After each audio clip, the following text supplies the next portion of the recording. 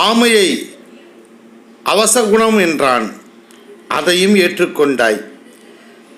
தேவாங்கை அவசகுணம் என்றான், அதையும் ஏற்றுக்கொண்டாய். எல் அவசகுணம் என்றான், அதையும் ஏற்றுக்கொண்டாய். எருமையை யமன் வாகனம் என்றான், தான் கொண்டு வந்த பசுவை உன்னிடம் விற்றான். கழுதை அவசகுணம் என்றான், கொண்டு வந்த குதிரையையும் உன்னிடம் விற்றான். உன் முன்னோர் ஆமையை கொண்டு ஆழ்கடலை ஆண்டான், தேவாங்கை கொண்டு 8 திசையும் ஆண்டான்.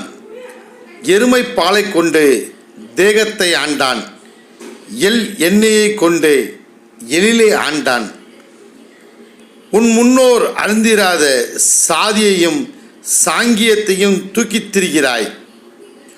உன் கை கொண்டே உன் கண்ணை குத்தினான், நீ உளறிக்கொண்டே திரி நான் தமிழன் என்று.